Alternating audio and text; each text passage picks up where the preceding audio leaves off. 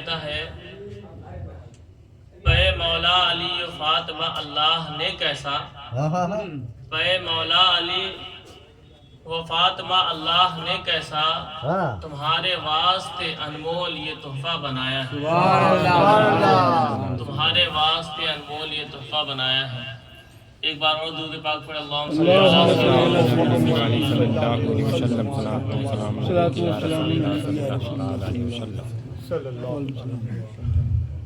دین اسلام میں نکاح کو ایک خاص اہمیت حاصل ہے، اس کو ایک عظیم مرتبہ حاصل ہے، اس کو اللہ تبارک تعالیٰ نے بہت رفعت بخشی ہے، اس قدر رفعت بخشی ہے کہ اس کا اندازہ یوں لگائے کہ آپ دنیا کے رشتوں پر غور کرتے چلے جائیں۔ دنیا میں جو بھی رشتے پائے جاتے ہیں، دنیا میں باپ کا بھی رشتہ پایا جاتا ہے، ماں کا بھی رشتہ پایا جاتا ہے، بھائی کا بھی رشتہ موجود ہے دنیا میں، بہن کا بھی رشتہ آپ کو دنیا میں مل جائے گا،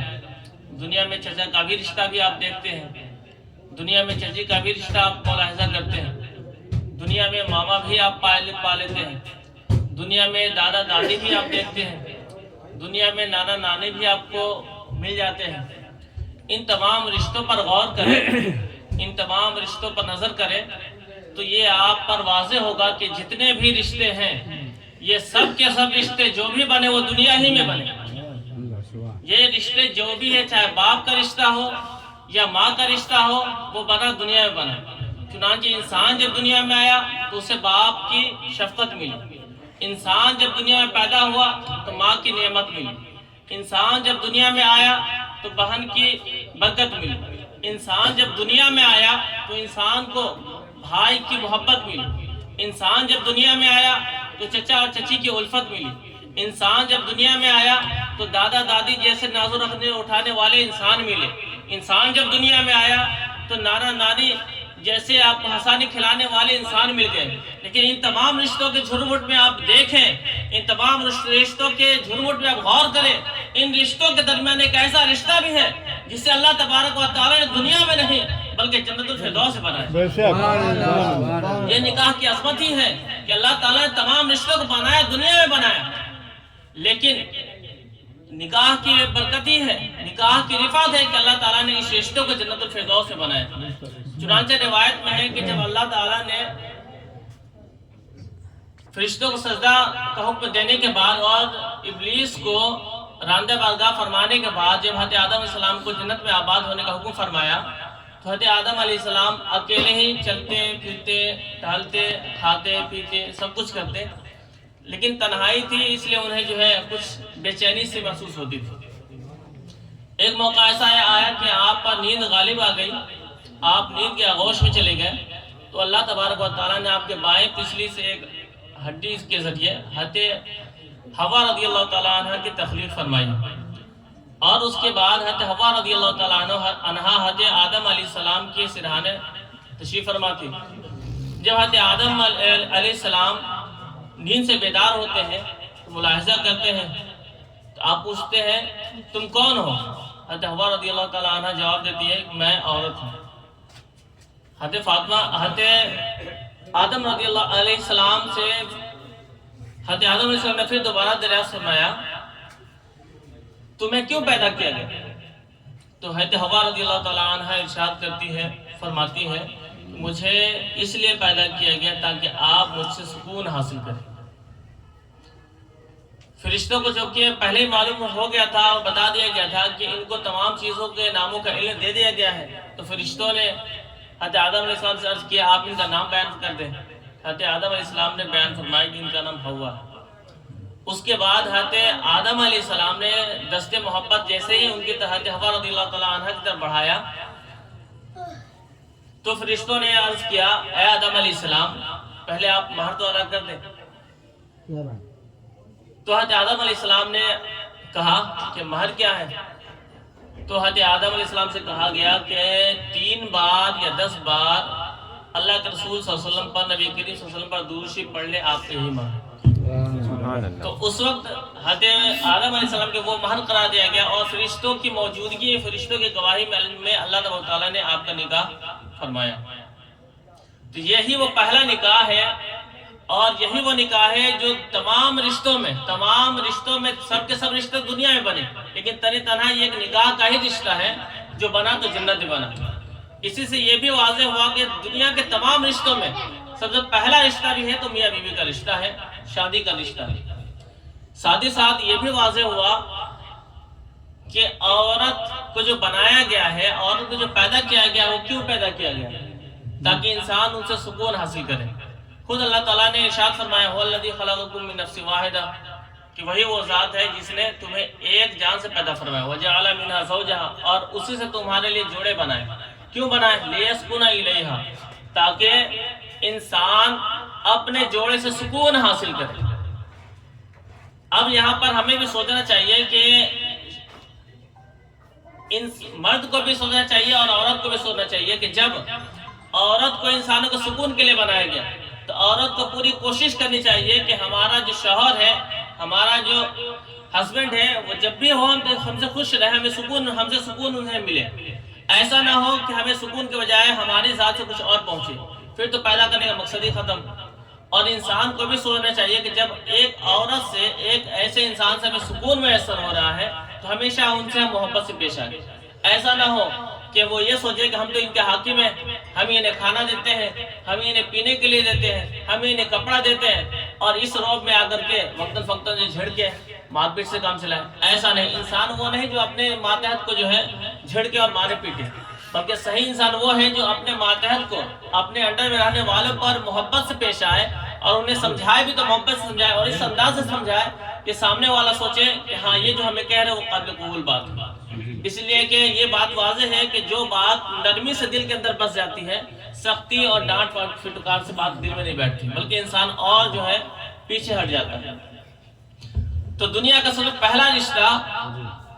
کون سا رشتہ ہے؟ میاں بیوی کا رشتہ ہے، اور اس رشتے کی عظمت ہی ہے کہ اللہ تعالیٰ نے تمام رشتوں کو دنیا میں بنایا، لیکن شادی کا رشتہ، نکاح کا رشتہ اور میاں بیوی کا رشتہ بنایا تو جنت میں بنایا۔ اتنا ہی نہیں، مزید پھر رشتوں پر غور کریں۔ تمام رشتے، ماں باپ کا رشتہ ہو، بھائی بہن کا رشتہ ہو، چچا چاچی کا رشتہ ہو، ماما ممانی کا رشتہ ہو، نانا نانی کا رشتہ ہو، یا دادا دادی کا رشتہ ہو، ان تمام رشتوں پر غور کریں آپ، تو اس میں بھی آپ کو ایک چیز ملے گی کہ ان رشتوں میں کبھی بھی انسان کو انتخاب کرنے کا موقع نہیں دیا گیا کہ آپ چاہیں فلاں کو آپ اپنا باپ بنا لیں، چاہے تو فلاں کو اپنی ماں بنا لیں۔ ایسا نہیں، انسان جب دنیا میں پیدا ہوا تو جس گھر میں پیدا ہوا وہ باپ چاہے امیر ہو چاہے وہ غریب ہو، جب وہ باپ ہے تو باپ ہی رہے گا۔ اولاد کو کبھی یہ کہنے کا حق نہیں ہے کہ آپ میرے باپ نہیں، آپ چونکہ غریب ہیں۔ اولاد کو کبھی یہ کہنے کا حق نہیں ہے آپ خوبصورت نہیں اس لیے آپ ہمارے باپ نہیں ہیں۔ اور اگر اولاد کہہ بھی دے پھر اسے کہنے کا کوئی اعتبار ہی نہیں، وہ باپ ہے تو تا قیامت اس کا باپ رہے گا۔ ماں ہے، بے اولاد کو کبھی یہ کہنے کا حق نہیں کہ آپ خوبصورت نہیں تو آپ ہماری ماں نہیں، آپ پیسے والے نہیں، مالدار نہیں تو ہماری ماں نہیں۔ بیٹے کو کبھی یہ کہنے کا حق نہیں۔ بھائی ہے، اس کو کبھی یہ کہنے کا حق نہیں کہ بہن تو میری بہن نہیں، وہ کہہ بھی تو پھر وہ اس کی بہن رہے گی، تا قیامت بہن رہے گی۔ بھائی ہے، بہن ہے، کبھی یہ نہیں کہہ سکتی کہ تو میرا بھائی نہیں ہو سکتا، تو چونکہ خوبصورت نہیں ہے میری طرح خوبصورت نہیں ہے، میری طرح مالدار نہیں، تو میرا بھائی نہیں ہو سکتا۔ بلکہ اللہ تعالیٰ نے جب پیدا فرمایا تو جس گھر میں پیدا فرمایا، جو باپ ہے تو تا قیامت باپ رہے گا، آپ کے اختیار کرنے کا، آپ کو اختیار کرنے کا کوئی حق نہیں دیا گیا۔ جو آپ کی ماں ہے تا قیامت آپ کی ماں رہے گی، آپ چاہے مانے یا نہ مانے۔ جو بہن ہے وہ تا قیامت آپ کے بہن رہے گی، چاہے وہ بندہ مانے یا نہ مانے۔ وہ بھائی ہے تو تا قیامت بھائی رہے گا، چاہے بندہ مانے یا نہ مانے۔ اسی طرح تمام رشتوں کو دیکھتے چلے جائے۔ چچا چاچی کا رشتہ ہے، وہ چچا چاچی ہے تو تا قیامت آپ کے چچا چاچی رہیں گے، چاہے آپ کہیں کہ بھائی آپ ہمارے چچا ہیں تب بھی وہ آپ کے چچا ہیں، آپ یہ کہیں آپ ہمارے چچا نہیں تب بھی وہ آپ کے چچا ہیں۔ آپ کے نانا نانی ہیں، آپ مانے یا نہ مانے، آپ اقرار کریں نہ کریں، وہ آپ کے نانا نانی ہیں تو تا قیامت آپ کے لیے نانا نانی ہے،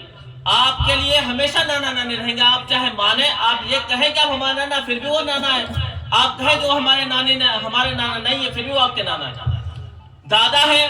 آپ تسلیم کرے یا نہ کرے، وہ دادا ہے تو قیامت تک آپ کے دادا رہیں گے،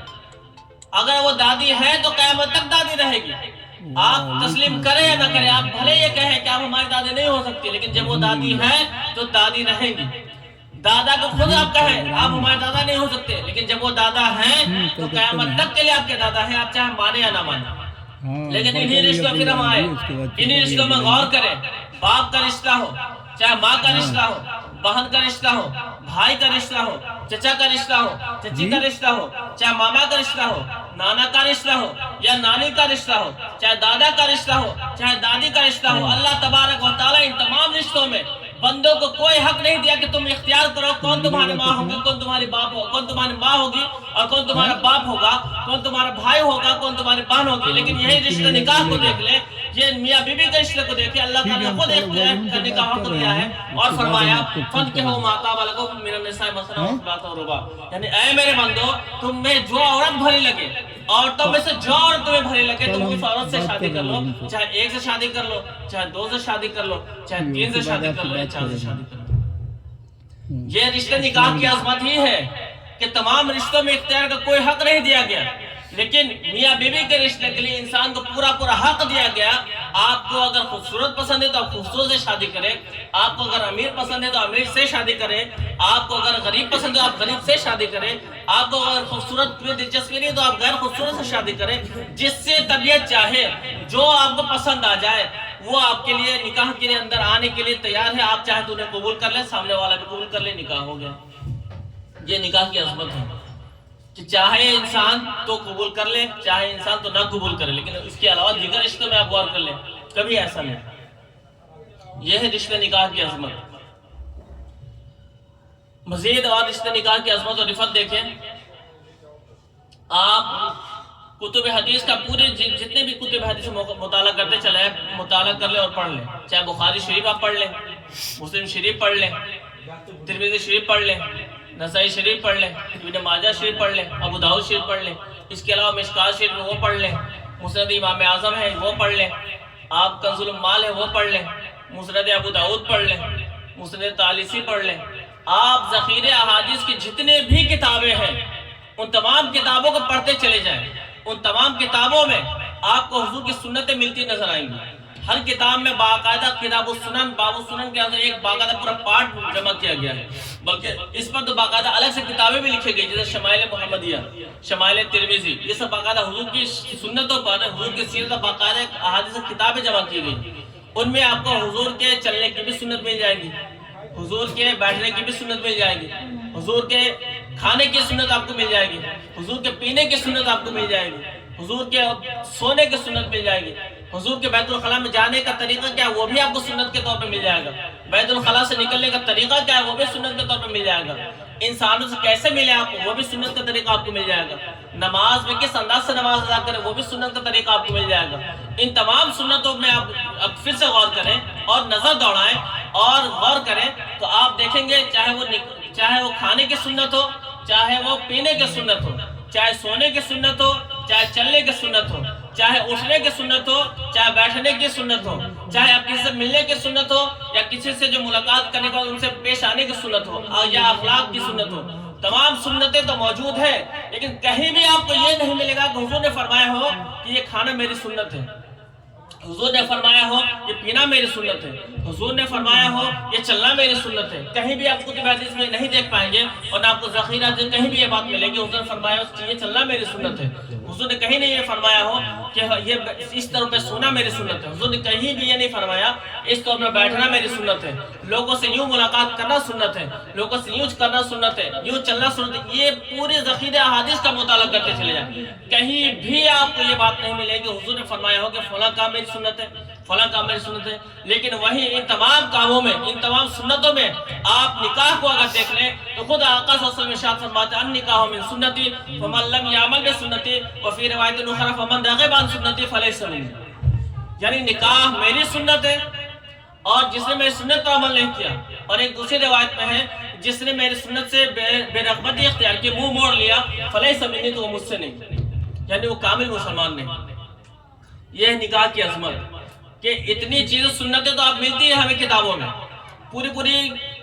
हजार सफ़ात, 500, 150 सफ़ात की किताबें मिल जाती है हमें हदीस के हवाले से, हुजूर की सुन्नत के हवाले से। ये उन तमाम किताबों में कहीं भी आपको नहीं मिल पाएगा कि ये चीज़ मेरी सुन्नत है, ये चीज़ मेरी सुन्नत है। लेकिन अगर हुजूर किसी चीज़ को अपनी जान मंसूब करते हुए फरमाया कि वो मेरी सुन्नत है, तो वो सिर्फ और सिर्फ सुन्नत निकाह है, जिसके बाद अल्लाह के रसूल ने इरशाद फरमाया कि अन निकाह मिन सुन्नती। यह है निकाह की अजमत, निकाह की रिफात, निकाह की अहमियत इस्लाम में। हालांकि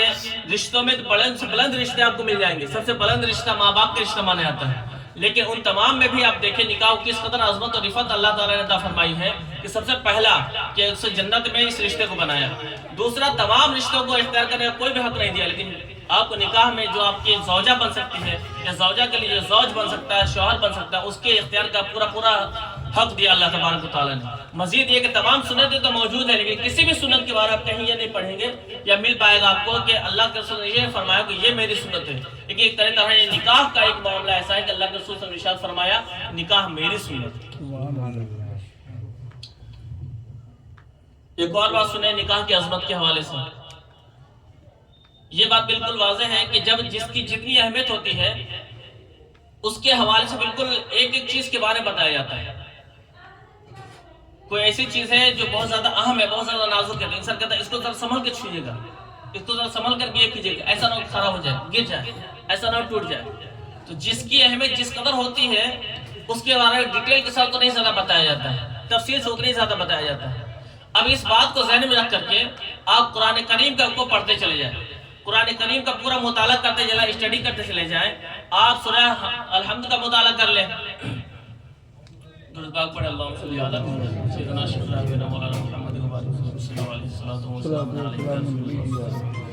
मैं अर्ज कर रहा था कि जिसकी जिस कदर अहमियत होती है उसके बारे में उतनी तफसील से इंसान को तंबीह की जाती है, बताया जाता है कि ऐसा करें, ऐसा करें, वरना इसमें ये खराबी आ जाएगी, वरना इसमें ये परेशानी आएगी, वरना आपको ये आजमाइश हो सकती है। इन बातों को ज़हन में रखें। अब आप फिर कुरान करीम का मुताला करें कि आप सूरह हम्द से सूरह नास तक का मुताला करते चले जाएं, पढ़ते चले जाएं, चाहे सूरह नास हो, चाहे जो है उससे पहले और जो भी सूरत तब्बत यदा हो, सूरह कौसर हो, सूरह कुल हुवल्लाहु इखलास हो, चाहे सूरह फील हो, चाहे सूरह बकरा हो, सूरह आले इमरान हो, सूरह बनी इसराइल हो, सूरह तौबा हो, सूरह अंकबूत हो, सूरह ज़ुखरुफ हो, जितने सूरह नबा हो, जितनी भी सूरतें 114 सूरतें जो कुरान करीम में है, उन तमाम सूरतों को पढ़ते चले जाए, हर सूरत को पढ़ते चले जाए, आप गौर से पढ़ते चले जाए। कहीं भी आपको भाई के बारे में बहुत ज़्यादा तफसील नहीं मिलेगी, आपको मिले या तो विरासत के बारे में मसला मिलेगा, या यूँ कहा कि इन्नमल मुमिनूना इख्वा, कि तमाम मोमिन भाई भाई हैं। बहन के बारे में बहुत ज़्यादा तफसील से डिटेल से आपको बातें नहीं मिलेंगी, ज़ाहिरी तौर पर जो हमारी नाक़िस नज़रों से लिहाज से, वरना तो अल्लाह ताला खुद इरशाद फरमाते हैं तिबयानुन लिकुल्लि शै, कि कुरान में हर चीज़ का वाज़ेह बयान है। लेकिन वो वाज़ेह बयान उन लोगों के लिए जिनको अल्लाह ताला वो मर्तबा, वो रुतबा और वो चश्मे बीना अता फरमाए। लेकिन हम जैसे कोर नजर वालों के लिए इतना नहीं कि हम पढ़ करके हर चीज़ उस कुरान से हर मसले को निकाल लें। तो आप गौर करें तो बहन का भी रिश्ता आपको तफसील से नहीं मिलेगा, बहन का किस तरह पेश आना है, क्या करना है, नहीं करना है। माँ बाप के भी रिश्ते को देख ले, सबसे अजीम रिश्ता माँ बाप का माना जाता है ना, कौन सा माना जाता है रिश्ता? जी बताएं, सबसे अहम रिश्ता कौन सा माना जाता है दुनिया में? माँ बाप का। आप कुरान करीम में पढ़ते चले जाए, कुरान करीम में एक जगह तो यूँ मिलेगा कि वला तक़ुल लहुमा उफ़ वला तनहरुमा, तुम उन्हें उफ़ न कहो, झिड़को भी नहीं। इसके अलावा आपको विरासत के अलावा बाकी और कहीं भी अगर आपको सही से अगर मिलेगा तो बस इतनी मिलेगा, वबिल वालिदैन ihसाना, वबिल वालिदैन ihसाना, वालिदैन से हुस्न सलूक करो, वालिदैन से अच्छे से पेश आओ, नेकियों से पेश आओ, अच्छा बर्ताव करो, बस यही मिलेगा। आप पूरे के पूरे कुरान पढ़ लें, किसी भी रिश्ते के बारे में जितने भी रिश्ते आप जोड़ सकते हो, देख सकते हो, बना सकते हो, उन तमाम रिश्तों के ऊपर गौर कर लें और कुरान करीम का मुताला करें। तो माँ के बारे में बहुत ही डिटेल से और तफसील से बात नहीं मिलेगी, बाप के बारे में भी आपको तफसील से बात नहीं मिलेगी, आपको भाई के बारे में भी तफसील से बात ज़ाहिरी तौर पर नहीं मिल पाएगी, आपको बहन के बारे में ज़ाहिरी तौर पर तफसील से बात नहीं मिल पाएगी। चाहे जो भी रिश्ता हो, उन तमाम रिश्तों पर आप देख लें और कुरान का मुताला कर लें, आपको तफसील से कहीं ना मिलेगा। लेकिन यही मियाँ बीवी का रिश्ता है, यही निकाह का रिश्ता है, ये शादी का रिश्ता है, इसके बारे में अगर आप कुरान का मुताला करें तो कुरान करीम आपकी रहनुमाई करता हुआ नजर आया कि तुम किससे शादी करो, मोमिना से शादी करो या गैर मोमिना से शादी करो, तुम कितने से शादी करो, एक से शादी करो, दो से शादी करो, तीन से शादी करो या चार से शादी करो, कितने से शादी करो। یہی نہیں، پھر آپ کو یہ بھی قرآن کریم آپ کو رہنمائی کرے گا، جو تمہیں پسند ہے وہ شادی کرو، یہ نہیں تم پر جو لاد دی گئی اس سے شادی کرو، تمہیں جو پسند ہے اس سے شادی کرو۔ اتنے نہیں، مزید شادی کے بعد عورت کا تم پر کیا حق ہے وہ بھی قرآن میں آپ کو مل جائے گا۔ عورت کا کیا حق ہے، مہر کا حق ہے، مہر کتنا ہونا چاہیے اس کے بھی آپ کو اس کے بارے میں آپ کو بیان مل جائے گا۔ عورت کو نکاح، عورت جب آپ کے نکاح میں آ جاتی ہے تو اب عورت پر آپ کا کیا حق ہے وہ بھی آپ کو تفصیل سے مل جائے گا۔ مرد کا عورت پر کیا حق ہے، الرجال قوامون علی النساء، کہ مرد جو ہے عورتوں کے حق میں بنایا گیا ہے۔ عورت کا کیا حق ہے، مہر تو اپنی جگہ، اس کے علاوہ نان و نفقہ بھی ہے، سکنا بھی ہے، تمام چیزیں خرچی ہیں، تمام چیزوں کا بیان وہ قرآن میں مل جائے گا۔ اتنے نہیں، اگر بیوی نافرمان نکل گئی خدا نخواستہ تو اس کے بارے میں بھی ناشدہ بیوی کا کیا رویہ اپنایا جائے، کس طور پر ان کو جو ہے ڈیل کیا جائے، کس طور پر ان سمجھایا جائے۔ اتنے نہیں، خدا نہ کرے کسی کی زندگی میں ایسی بات آئے، کبھی ایسا موقع آئے، لیکن کبھی کبھی اگر دونوں میں نہیں جم پائے اور طلاق کی نوبت ہے تو طلاق کی بھی پوری تفصیل موجود ہے، کس طور پر طلاق دیا جائے، کیسے طلاق دیا جائے، کس انداز میں طلاق دیا جائے۔ یہ ایک واحد رشتہ ہے اور رشتہ نکاحی ہے جس کے بارے میں قرآن کریم میں ان تمام تفصیلات کے ساتھ بیان آیا ہے، ورنہ باقی تمام رشتے آپ دیکھتے چلے جائیں، کہیں بھی قرآن کریم میں اتنی تفصیل سے، اتنی ڈیٹیل سے کہیں بھی آپ کو جو ہے شر و بست کے ساتھ کوئی اور رشتے کا بیان نہیں ملے گا۔ یہ نکاح کی عظمت ہی ہے کہ اللہ تبارک تعالیٰ نے نکاح کی ایک ایک چیز کو بیان کر دیا۔ لیکن اب ایک سوال یہ بھی آتا ہے کہ جب رشتوں میں سب سے عظیم رشتہ، سب سے اہم رشتہ، سب سے جلیل القدر رشتہ ماں باپ کا ہے، تو ماں باپ کے بارے میں اس قدر تفصیل نہ کرے قرآن کریم میں میاں بیوی کے حوالے سے اس قدر تفصیل آخر کیوں آئی؟ جب عظیم رشتہ، جب سب سے بڑا رشتہ، سب سے مضبوط اور اہم رشتہ ماں باپ کا مانا جاتا ہے اور ہے بھی، احادیث قدیمہ کا مطالعہ کرتے چلے جائیں، پوری آپ کو جو ہے حدیث میں مل جائے گا آپ کو کہ جو ماں کے قدموں کے نیچے جنت ہے، باپ کے قدموں کے نیچے بھی جنت ہے، یہ بھی روایت ہے۔ ٹھیک ہے، ویسے مشہور تو یہی ہے کہ ماں کے قدموں کے نیچے جنت ہے، ورنہ تو روایت میں یہ بھی ہے کہ باپ کے قدموں کے نیچے بھی جنت ہے، یہ بھی روایت موجود ہے۔ اور اس کے علاوہ باپ جنت کا درمیانی دروازہ یہ بھی آپ کو مل جائے گا۔ بچے پر ماں کا کتنا حق ہے یہ بھی مل جائے گا آپ کو، بچے پر باپ کا کتنا حق ہے یہ بھی مل جائے گا۔ تمام تفصیلات آپ کو حدیث پاک مل جائے گی۔ قرآن کریم میں جس رشتے کو تفصیل سے بیان کیا گیا، بالکل وضاحت کے ساتھ، شرح و بسط کے ساتھ بیان کیا گیا، وہ ماں باپ کے رشتے کے اللہ نہ بیان کر کے میاں بیوی کے رشتے کیوں بیان کیا گیا؟ یہ ایک اوپر سے ذہن میں یہ بات آتی ہے، تو یہ بھی غور کر لیں کہ یقیناً ماں باپ کا رشتہ سب سے اہم رشتہ ضرور ہے، ماں باپ کا رشتہ سب سے عظیم رشتہ ضرور ہے، ماں باپ کا رشتہ سب سے جلیل القدر رشتہ ضرور ہے، لیکن آپ اس پر بھی غور کریں کہ رشتہ آتا کہاں سے، انسان باپ بنتا کب ہے، انسان ماں بنتی کب ہے۔ آپ خود غور کریں اس پر۔ جب انسان کی شادی ہو جاتی ہے تب حلال طریقے سے انسان باپ بنتا ہے، جب انسان کی شادی ہو جاتی ہے تب حلال طریقے سے انسان ماں بنتی ہے، ورنہ وہی یوں اگر آپ دیکھیں تو انسان ماں باپ کبھی نہیں بن سکتے بغیر شادی کا۔ اس بنیاد پر اللہ تعالیٰ نے جس رشتے کو عظمت بخشی، اس رشتے کی جو بنیاد تھی اس کی تفصیل سے بیان کر دی کہ یہ چیزیں ہیں جو ماں باپ کو، انسان کو ماں باپ جیسا درجہ عطا کرتا ہے، لہٰذا اس رشتے کی ضرور قدر ہونی چاہیے اور اس رشتے کو حفاظت کرنے کا پورا جو ہے حوصلہ رکھنا چاہیے۔ یہ ہے نکاح کی عظمت اور یہ ہے نکاح کی اہمیت اور نکاح کی رفعت۔ لیکن جب نکاح اس قدر عظمت ہے، رفعت بھی ہے، بلندی بھی ہے، تو ہمیں غور کرنا چاہیے، اور شریعت میں اس کا ایک خاص مقام ہے، تو ہمیں اس بات پر بھی غور کرنا چاہیے کہ ہم جب اپنے بچوں کے یا ہمارے خود اگر نکاح ہو رہے ہو تو ہم ایسا کام نہ کریں جو اللہ رسول کی ناراضی کا سبب بنے، ایسا کوئی کام نہ کریں جس سے اللہ بھی ناراض ہو اور اس کے رسول بھی ناراض ہو۔ آخر ہم کرتے کیوں ہیں شادی؟ ابھی ہم نے سنا نا اللہ کے رسول نے کیا ارشاد فرمایا، النکاح من سنت، نکاح میری سنت ہے۔ ہماری ابتداء نیت بھی یہ ہوتی ہے، نکاح جو ہے سنت ہے اس لیے ہم نکاح کر رہے ہیں۔ پھر جب ہم نکاح کو سنت سمجھ کے کر رہے ہیں تو اس میں غیر سنت اور غیر شریکان کیوں ہم کر رہے ہیں؟ آپ بہت موٹی مثال دیکھیں، پہلے ایک اوپٹن کا زمانہ ہوتا تھا، پہلے نہیں لڑکوں کو یا لڑکیوں کو جو ہے کچھ ہلدیاں لگائی جاتی تھی، اس میں کچھ عورتیں ہوتی تھی جو غیر جو محرم عورتیں ہوتی تھی تو وہ لگا دیتی تھی، معاملہ ختم ہو گیا۔ اب باقاعدہ ہلدی کا ایک رسم چلنا شروع ہو گیا۔ پہلے تھا اوپٹن میں لگا دیا، چھوٹی ہلکی ہوگی جو ہے منہ میٹھا کر دیا، ہو گیا کام ختم۔ اب باقاعدہ رسم کے طور پر لوگ مناتے ہیں ہلدی کا رسم۔ اب اس میں ہوتا کیا ہے، جو غریب ہے وہ بھی پٹے اور جو امیر ہے وہ تو لٹائے جا رہے اور لٹے جا رہے۔ ہوتا کیا ہے، اگر بہت سے جو پیسے والے ہیں باقاعدہ پورا ہال بک کرتے ہیں، شادی ہال، میرج ہال بک کرتے ہیں، اس میں اپنے کیا، غیر کیا، محرم کیا، غیر محرم کیا، ہر ایک کی آمد ہوتی ہے، چاہے وہ لڑکا کی ہلدی ہو چاہے لڑکی کی ہلدی ہو، اس کے لیے وہ رشتہ سامنے والی جو آ رہی ہے وہ اس کے لیے کیا ہے، محرم ہے یا غیر محرم، اس عورت کا اس بندے سے پردہ جائز، پردہ واجب ہے یا غیر واجب ہے، ان تمام رشتوں، ان تمام پردوں کی جو ہے بالکل جو ہے پامال کرتے ہوئے، ان تمام احکام کی پامالی کرتے ہوئے ہم ایک یہ اپنا لیے ہے ہلدی کی رسم ہے۔ اب اس میں لڑکا ہے، اس کو ہلدی لگانے کے لیے وہ بھی آ رہی ہے جو اس کے لیے جو ہے محرم ہے، یعنی وہ عورتیں بھی جس سے جو ہے اس لڑکے کا پردہ نہیں، ساتھ میں ہلدی لگانے کے لیے وہ عورتیں بھی چلی آتی ہیں جس سے اس لڑکے کا پردہ ہے۔ اب دیکھیں یہاں پر ایک بہت زیادہ شرعی خرابی سے چھوڑ کر کے تب جا کے وہ جائز کام تھا، اس جائز کام بھی کرنے کے لیے ہم نے حرام کام کا ارتکاب کر لیا۔ پھر وہاں پر اتنے نہیں، باقاعدہ میوزک بجائے جاتے ہیں، گانے بجائے جاتے ہیں۔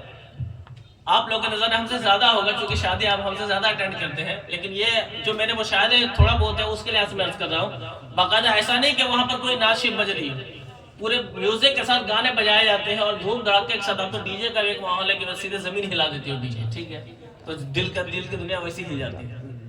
تو ایسے سے ماحول اب پیدا ہو رہا ہے۔ تو جب ہم نکاح اسلام کی روشنی میں کر رہے ہیں، سنت سمجھ کے کر رہے ہیں، اللہ تعالیٰ کا حکم سمجھ کر ہی کر رہے ہیں، تو ہم نکاح میں کام بھی وہی کریں جو اللہ تعالیٰ کے طرف سے اس کی اجازت ہمیں ہے، اللہ کے رسول صلی اللہ علیہ وسلم سے ہمیں اجازت ہے۔ ایسا کام نہ کریں کہ ہم کام تو کہیں سنت کا، ہم سنت کو بدنام کریں۔ اسی طرح ایک اور کام جیسا ہم نے نیپال گنج میں دیکھا ہے، کئی شادیوں میں جو ہے جب میرج ہال بک کیے جاتے ہیں تو 2 پنڈال بنائے جاتے ہیں، ایک مردوں کے ایک عورتوں کی۔ یہ دیکھ کے بڑی خوشی ہوتی ہے کہ ماشاءاللہ چلے اچھی بات ہے کہ مردوں کا پنڈال الگ ہے، وہاں سے مرد ہی رہیں گے، دوسری طرف عورتوں کا پنڈال ہے تو وہ بھی اپنا عورتیں رہیں گے۔ لیکن پریشانی یہاں آگے کھڑی جاتی ہے کہ اب ان عورتوں کو کھلانے والے ہی مرد ہوتے ہیں۔ بتائیے، آپ جب اتنا اہتمام کر لیے ہیں کہ عورتوں کے لیے الگ پنڈال آپ نے بنا